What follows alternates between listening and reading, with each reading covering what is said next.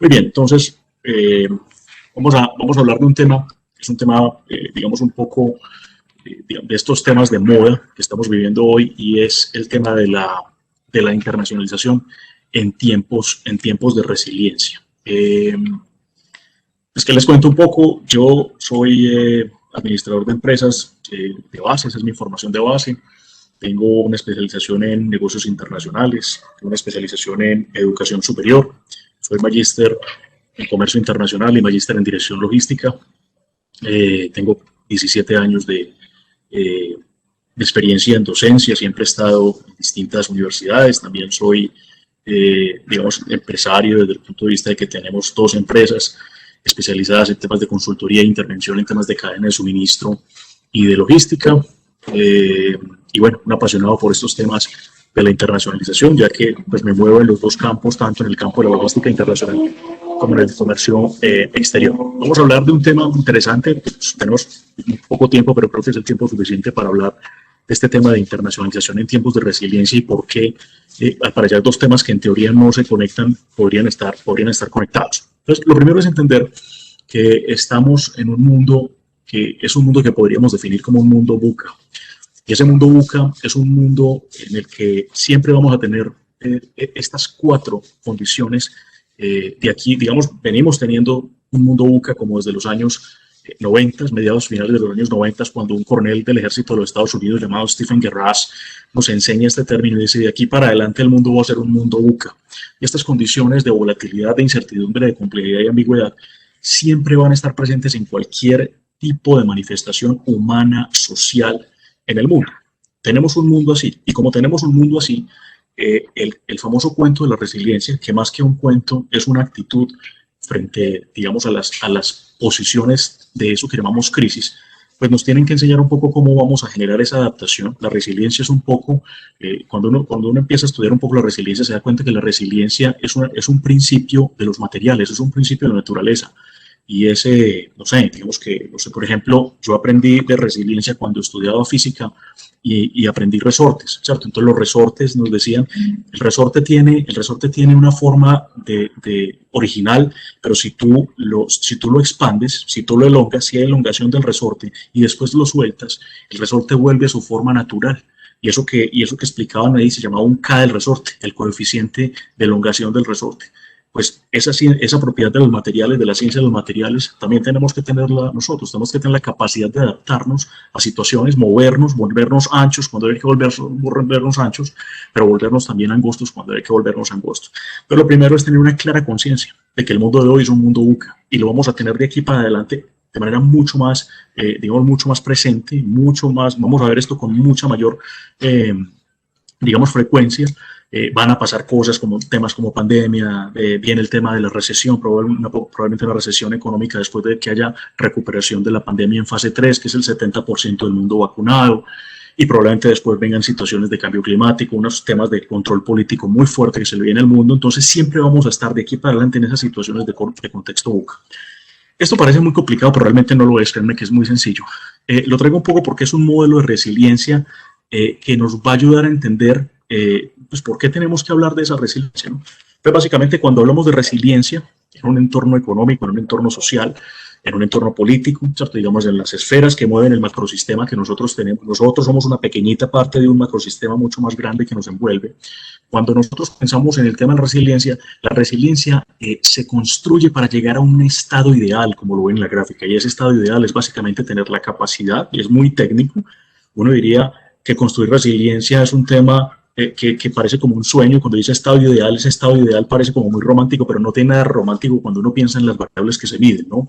Y esa medición de esas variables son precisamente la capacidad que yo tengo de predecir una posible disrupción. Esto está muy aplicado a temas de cadenas de suministro, digamos, a todo lo que nos pasó un poco en esta pandemia. Es como vimos que el mundo de alguna manera se fue parando, el suministro se fue parando, ¿cierto? La distribución se fue parando, las compras se fueron parando.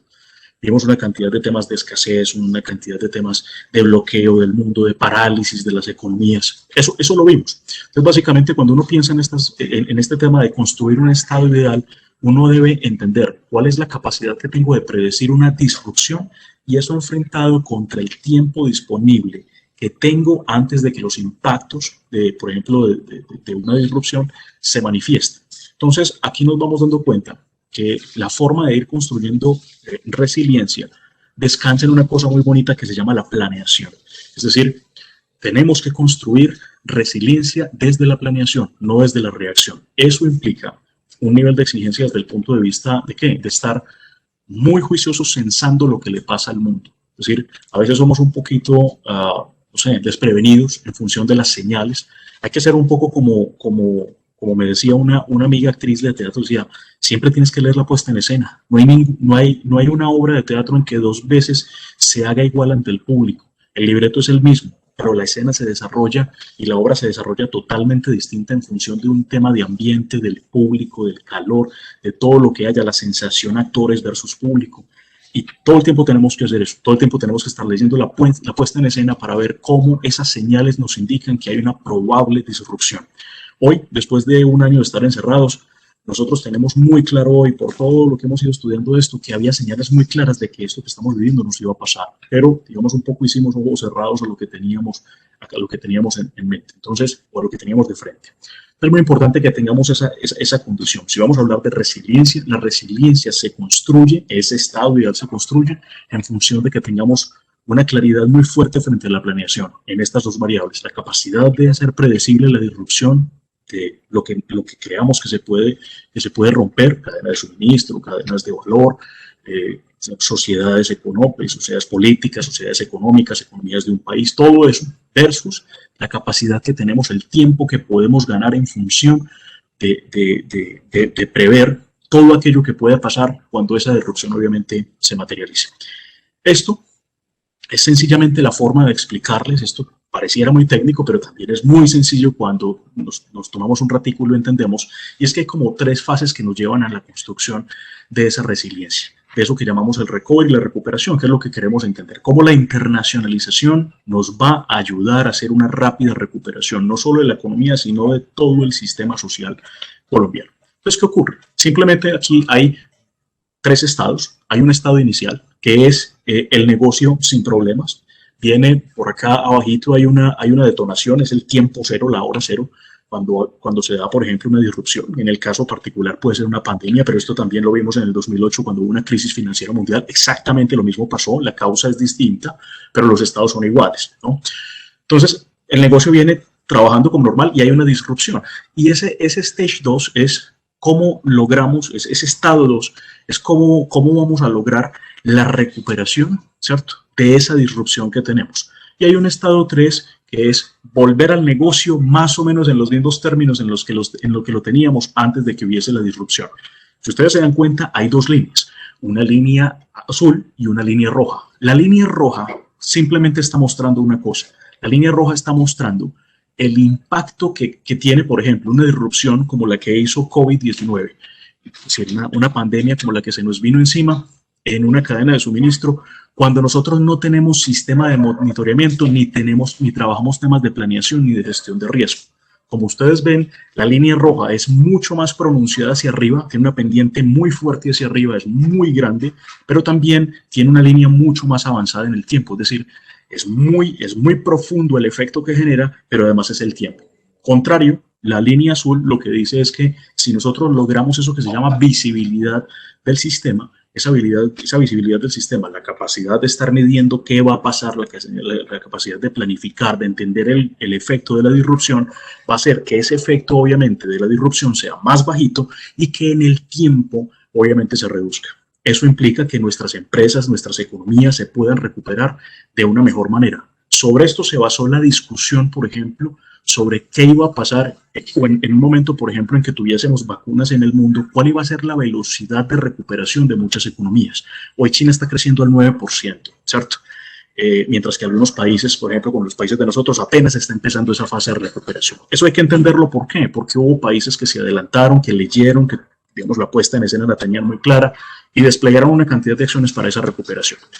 Esto es sencillamente las expectativas que tenemos frente a cómo nos vamos a recuperar. Entonces, estos datos han sido revisados por el Fondo Monetario Internacional. Va a haber una recuperación que se entiende que es una recuperación interesante. Aquí hay 3 escenarios. Estados Unidos amarillo, China rojo, el área de la, digamos, lo que es la Unión Europea, un azul un poco más intenso, y el azul clarito es el mundo. Es una buena noticia porque el mundo se espera que en el año 2021 logre una recuperación de cerca del 6%, ¿cierto?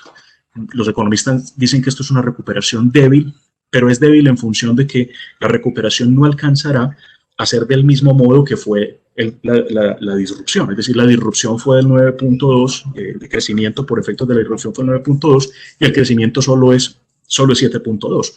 Eso se llama una recuperación débil, pero realmente no es tan débil porque es que 7.2 agregado para todo el mundo. Entonces no es una cosa que sea realmente tan fácil, ¿no? ¿Qué hay que decir? Que tenemos un mejor escenario desde el punto de vista de fenómeno agregado. ¿Qué es eso de fenómeno agregado? En el año 2008, una crisis que yo tuve que vivir cuando trabajaba para una gran empresa multinacional, esa crisis hizo que en general el mundo decreciera 6 veces el crecimiento del PIB anual, 6 veces. Por efectos de COVID, voy a decir que solo 2 veces, solo 2 veces. Bueno, decía, pero es que 2 veces es un montón, sí, pero 2 veces es la tercera parte de lo que ya vivimos en el año 2008 con el estallido de la crisis financiera. Entonces hay muchas expectativas sobre que vendrá un rápido crecimiento y aunque es un crecimiento débil desde la visión económica, es un crecimiento rápido que nos va a ayudar un poco a salir de esto. ¿Cómo conectamos entonces el tema de crecimiento y el tema de recuperación versus internacionalización? ¿Qué tiene que ver una cosa con la otra? Entonces, esto tiene que ver, ¿cierto? Voy a tomar esto, está entrecomillado explícito. Dice, durante el último año de pandemia, vimos cómo los servicios fueron mucho más resilientes que los bienes en el comercio mundial y cómo aumentaron su espacio en las exportaciones mundiales. Del lado de Colombia, hay un gran interés en este sector por la creación de más puestos de trabajo, en especial en BPO, esta es subcontratación, ¿cierto? Business Process Outsourcing, subcontratación de servicios, y por la apuesta de empresas extranjeras como IBM y Teleperformance, entre otras. ¿Quién dijo eso? Un señor que se llama Fabricio Perti, que es gerente del sector de integración y comercio del Banco Interamericano de Desarrollo. ¿Cuándo dijo esto? En una reciente macro rueda importante que hubo en Barranquilla sobre todo el tema de recuperación y de nuevas economías en América Latina. Entonces, ¿el mensaje cuál va a ser? La internacionalización nos va a ayudar a recuperarnos y a crecer, es decir, se va a construir resiliencia desde el punto de vista de la economía muy rápido, pero ojo, ¿cuál es el mensaje? Los disparadores ya no son la internacionalización tradicional como la conocimos, con exportaciones tradicionales como lo hemos conocido. Tenemos que cambiar. El mensaje es muy claro. ¿Dónde están esos aceleradores? Esos disparadores que hacen que los servicios obviamente nos ayuden a crecer rápido. Y doy una explicación de por qué el servicio nos ayuda a crecer más rápido. Es que los servicios no tienen una cadena de suministro de flujos físicos. Mientras que las exportaciones tradicionales sí. Para exportar una tonelada de carbón desde el Cerrejón hasta Rotterdam, nosotros necesitamos un buque para eso. En los servicios no necesito un buque. En los servicios lo que necesito es un canal que permita comunicar ese conocimiento, como bien nos explicaron en las anteriores intervenciones, tener la capacidad de tener un gran producto con un altísimo valor y que yo sea capaz de comunicarlo y que yo cobre por eso, es decir, yo cobro por lo que yo tengo aquí adentro. ¿Cuáles son esos grandes disparadores? PPOs de valor agregado, lo que dijimos, servicios de contratación de valor agregado, software, todo lo que es TI y desarrollo de apps, servicios de salud, producción audiovisual, publicidad y mercadeo, y de aquí para abajo, animación digital y videojuegos, servicios editoriales y gráficos, artes escénicas y música, es decir, todo lo que llamamos industria creativa. No me gusta ponerle el color que el gobierno le pone a esto, no me gusta la industria con el color, no, es industria creativa, es de la creación. Entonces, porque el mensaje es muy claro, vamos a recuperarnos rápidamente a través de la internacionalización si le jugamos a estos disparadores, a estos aceleradores de gran valor. Bien, y por último, porque se les acaba el tiempo, 4 acciones para una internacionalización resiliente. ¿Qué hacemos entonces? Entonces, ojo, porque estos son 4 pilares sobre los que descansaría todo esto. 1, colaboración, ¿cierto? Trabajar en temas, digamos, colaborativos, ser muy colaborativos desde el punto de vista de ser capaces de compartir todo ese conocimiento que tenemos y hacer co-creaciones. Yo privilegio el concepto de sinergia sobre el concepto de anergia, ¿cierto? El que va solo puede llegar más rápido, probablemente porque corre más, pero el que llega acompañado llega mejor, ¿cierto? Entonces hay que entender que el tema de la colaboración es supremamente importante. Ser increíblemente flexibles en el sentido de que de tener una capacidad de adaptación muy alta en función de poder responder a aquellos clientes que demandan servicios de conocimiento que sea mucho más rápido. La redundancia es tener siempre un plan de escape. A nosotros nos pasa que no tenemos planes de escape. Operamos todo el día y en esa operación de todo el día nosotros creemos que todas las condiciones, parecemos economistas pensando en el principio que ellos tienen del ceteris paribus, que nada va a cambiar. No, todo cambia todo el tiempo, lo único constante es el cambio. Si lo único constante es el cambio, las condiciones de nuestro negocio habitual cambian en cualquier momento, como lo vimos ahora. Si cambian las condiciones y las condiciones que hacían que su negocio era bueno cambian, usted tiene un plan que ayude a recuperar el negocio. Si no lo tiene que trabajar en eso, en los BCPs, en los planes de contingencia, y eso es la redundancia. Y por último, la transparencia. El mundo de los negocios funciona si usted es transparente, si usted puede quitarse todo lo que usted tiene y puede dejarse ver sin problema. El tema de ocultar información, el tema de hacer operaciones no santas, el tema de estar, digamos, aliado con capitales que no son capitales limpios, temas de bioética, por ejemplo, cosas como esas, no ayudan a crecer los negocios. Hay que ser transparentes, hay que trabajar mucho en la transparencia del negocio y gestionar eso. Básicamente, esto es. Muchas gracias. No había tiempo para mucho más, pero básicamente esa es mi presentación. Espero haber sido claro pues, en estos temas que quisimos comentar. Y no sé si haya, tal vez por acá, algunas preguntas. No sé si las hay, Oscar, ¿me ayudas tal vez? Voy a chat por aquí cerquita, permíteme un momento. Si quieres deja de compartir. No, pero no, pues yo no veo acá, no sé, Omar. ¿Lo ves? Espérate, no, ya voy a dejar de compartir, ya por aquí la vi. Dice María Alex Sánchez, dice, Ricardo, pero el COVID no fue para nada previsible, hoy nos muestra lo que en proyecciones nos podemos recuperar. Pues eso siempre nos hicieron creer, pero realmente hay temas. Cuando hablamos de la predictibilidad, no hablamos tal vez del estallido, pero sí de los planes de preparación. Es decir, nosotros tuvimos un coletazo de cerca de 4 meses, esto estalló a finales de noviembre en China y a nosotros nos vinimos a cerrar en marzo. Entonces, para mí es imposible entender hoy cuando se disparó y la OMS declara un estado de pandemia, no tengamos tiempo para prepararnos. Es decir, hay 4 meses. Para el mundo desarrollado esos 4 meses son todo el tiempo. Mira que hay países que, como Israel, que en menos de 4 meses lograron llegar a fase 3. Es decir, Israel en menos de 3 meses logró el 100% de personas vacunadas. Entonces, cuando uno tiene un plan claro de acción frente a lo que viene, uno se puede actuar. Pareciera ser muy poco tiempo, pero es nuestro concepto latino del tiempo. Y ahí vamos viendo qué se hace. Pero tiempo de predecir incluso sí había cuando tú escuchas a una persona como Bill Gates en el año 2015 plantear claramente los inicios de una pandemia como esta, tú dices, sí nos habían avisado, pero vuelve y juega, se nos vuelve paisaje, ¿no? El tema es por qué esta gente tiene esta información y por qué nosotros no. La cosa es muy sencilla. Ellos son millonarios, son los hombres más ricos del mundo. Son los hombres más ricos del mundo precisamente porque tienen información que nosotros no tenemos. Pero si nos la comparten, escuchemos. El tema es que no escuchamos. Y eso fue un poco lo que nos pasó acá, ¿sí? Dice María Le también, Ricardo, ¿qué piensas de la nueva incorporación de las criptomonedas como un mercado que puede abarcar la nueva economía mundial? Fantástico. Sabes que me encanta eso porque yo siempre defendí una historia, una idea, y es que el dinero no existe. El dinero es una creación falsa.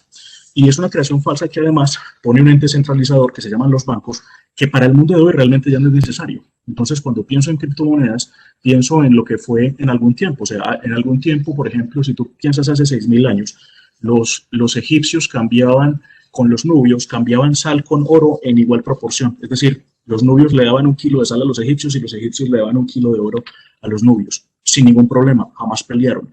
Hoy jamás podríamos pensar que yo podría cambiar 1 kilo de oro por 1 kilo de sal. ¿Por qué? Porque nos enseñaron que existía un concepto de dinero de papel moneda que hoy está totalmente revaluado. No puede ser que en pleno siglo XXI todavía tenemos papel sucio en los bolsillos diciendo que eso es plata y que eso implica plata. La plata, el dinero como lo conocemos, como papel moneda, como moneda fraccionaria, es un invento.